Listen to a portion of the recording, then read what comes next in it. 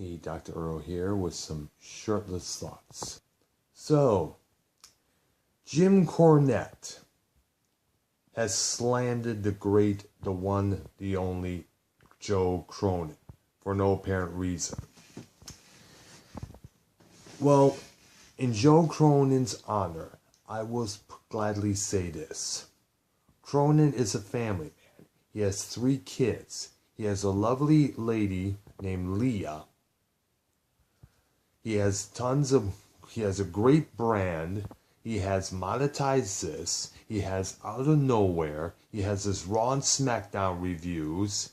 He has other things. He has Trash Talk with Foulmouth Ken. He also has Corrupted Podcasts with Foulmouth Ken again and Justin Bailey, King Bailey or JB. He's got a great lineup of stuff that keeps coming out now and then. I listen every chance I get. I don't have any Patreon, but someday soon when I get the finances together, I will work at it. Give me about 3 or 4 months worth of Patreon. It's going to take a lot of time because a lot of bills have been coming up there. But Cornette, know your role and shut your mouth. You ain't no better. You ain't nothing. In fact, let me take that back. You ain't nothing in general. You're just a grumpy, disrespectful, unhappy, disgruntled dirtbag who has no respect for anything out there other than what you want and what you feel should be right. Okay? This is why Russo, Cronin, and everybody else has better brands and better audiences than you. So, shush. This is something here. I get a notification on my Twitter page about a lady named Wandy J. Thomas, who's supposed to live in Florida. Like the notification says, Wandy J. Thomas follows you. So I follow her back. She messages me saying, hi, how you doing? And then I'm doing pretty good, Where do you live? Where do you work? Oh, I'm looking for a man that will love me for who I am. Looking for a man that will take care of me, that kind of stuff. Now, here's the kicker. She says she's currently in Africa on a fashion project. Now, how many times we have seen that happen? All the last ones always say they're from the States, but we're living in Africa doing this project, doing that project. And I also notice that there's only no tweets, just one picture of her. So I asked about that. She's like, meaning, well, what do you mean? So I asked about how come she only has one profile pic on her Twitter page. Here's the kicker. Her English starts to break up a little bit, and I point that out. Next thing I know, she's like, bye-bye. So, once again, another fucking scammer bites the fucking dust. If Facebook wasn't enough, Skype wasn't enough, now they're going to come after us on Twitter.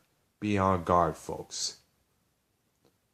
I want to take a little bit of time here to express my ultimate thank yous to everybody in whichever chat I join in or whichever show I call in for the fact that regarding the Tommy NC 2010 situations there.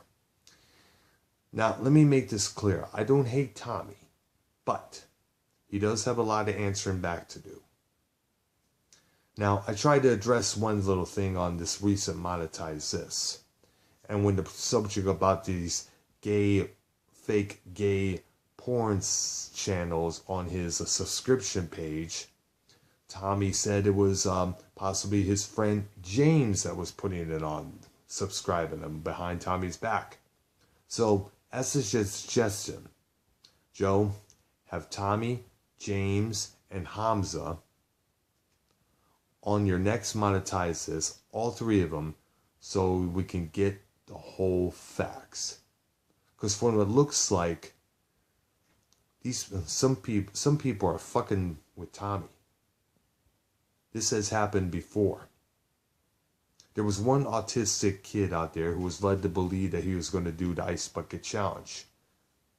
Now you know, however, it wasn't ice water. It was urine and feces. Now, whoever does that kind of shit to an autistic person is a worthless fuck. You don't do that. And from what it looks like, some people are fucking with Tommy. Now, I'm going to say this. We'll get off the subjects of this and we'll let it go for now. Hopefully, we'll probably discuss it on the next Pillow Talk podcast that I'll be a part of this coming Sunday night. Tune in as well, folks, and subscribe to that page. One of these days, I'm going to get me a Wi-Fi booster for both my tablet and my phone. Or actually, this phone, the one I'm using right to record this. The reason simply is that I'm sick and tired of everything lagging, everything stalling, not able to work, and it drives me fucking nuts. Now, I found out that the area that I work in was painted with lead paint. Now, I don't know exact reason why. I guess it's basically a secret, but it would help if they were to give us Wi-Fi boosters so we can listen to our shit without no lagging, without no issues, without no problems. This way I'll be able to listen to more monetize this programs, more out of nowheres, more super ugly show, or more foul mouths programs. Oh, by the way, I got a few suggestions. My few suggestions for Foul Mouth Ken, Lucky Low, and the Filthy Mouth Gamer on your show Foul Play, which explore things like conspiracies, UFOs, EVPs, all that stuff. I have a person that you might consider as a fourth possible co-host, the legendary Art Bell. He was the main host for the show Coast to Coast AM for a number of years until he left and retired from, I guess in 2002, I think it was. He made a few appearances back now and then. I guess he does another podcast from out in the desert where he lives and shit. But I highly recommend him being on your program, guys. This man is a legend. He is an icon on these fields.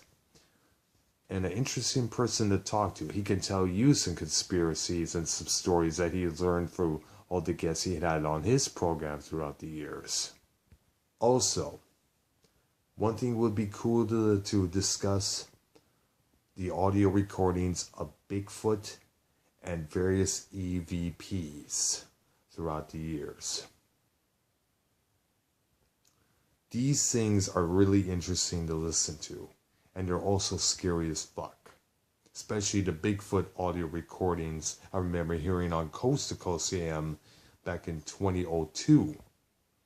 You hear in the background, now, if you're in the woods by yourself and you have nothing, no gun, no weapon, no knife, but the recorder that you have recording all that,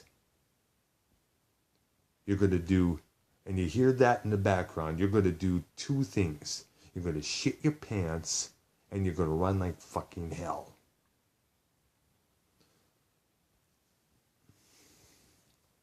And you also got to, by the way, you should probably get a hold of some people that had witnessed Bigfoot. Get some people who had witnessed UFOs. Get some people who have been on these UFOs. Definitely bring it up. We have great ghost stories. The Brown Lady of Rahan Hall is one of the best ones, including that photograph of her from 1936 or 37. Still one of the greatest paranormal photographs of all time. Also, here's something else. The lady in white, which still apparently haunts a couple areas in Belle Isle, back in Detroit, Michigan.